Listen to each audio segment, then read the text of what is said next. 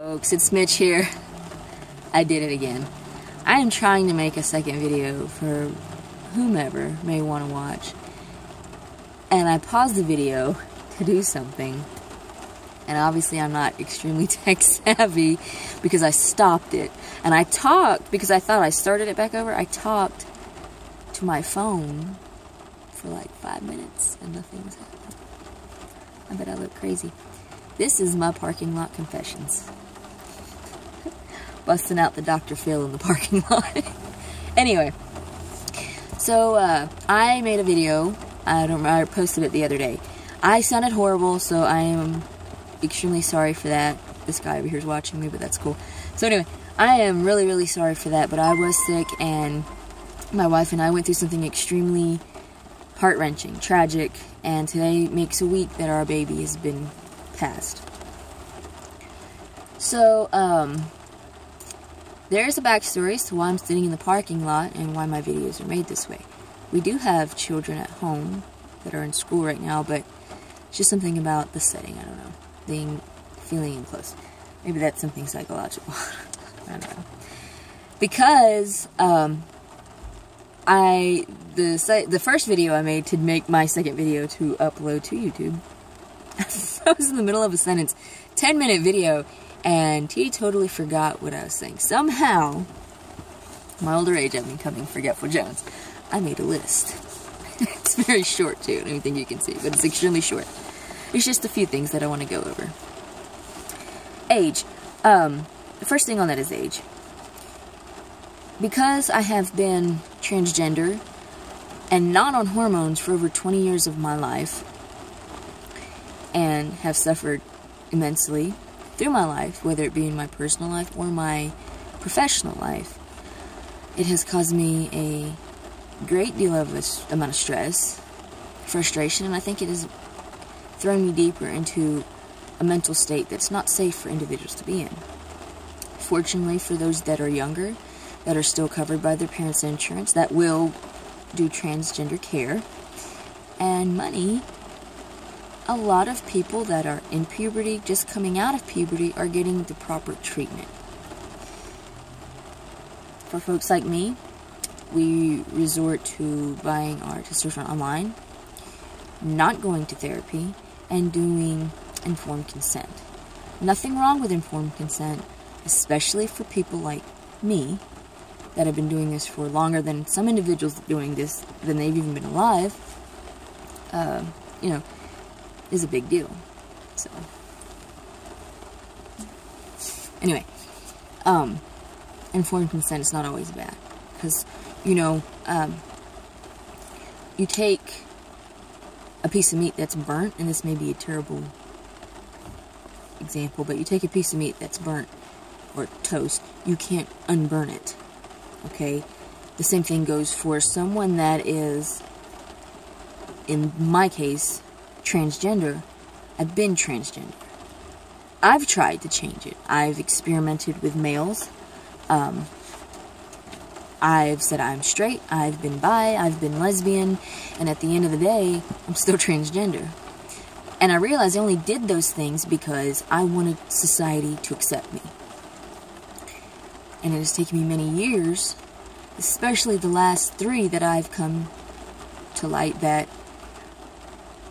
it doesn't matter what society feels. It doesn't even matter what your family feels.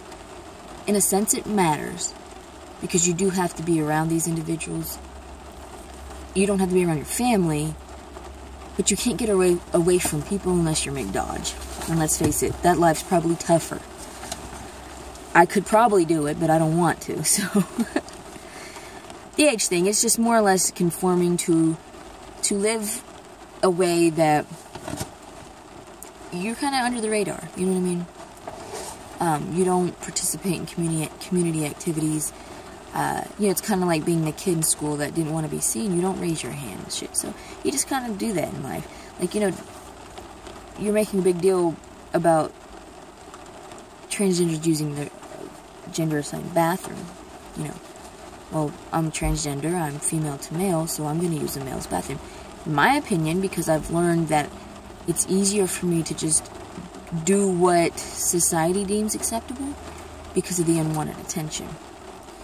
Which I'll cover something else here in just a moment, but that's probably the biggest thing that got to me on that, you know. So anyway, sometimes it makes life just a little bit harder for individuals that are trying to make their life not so hard. It's appreciated in the long run, but I don't really care. If I gotta pee, I'm gonna go to a bathroom. And 9 times out of 10, because there are handicapped bathrooms in most public places, I've actually never not seen a handicapped bathroom. Maybe it's where I live, I don't know. But I just use that bathroom because I'm pee shy, so, you know, I don't like being around other people anyway. The second thing I want to cover, my transitioning period to my appointment. I've went through my phases just like anybody, you know. I've had long hair. I used to wear makeup. I didn't wear makeup. I did the goth thing. I did the prep thing. Everyone has different phases in their life.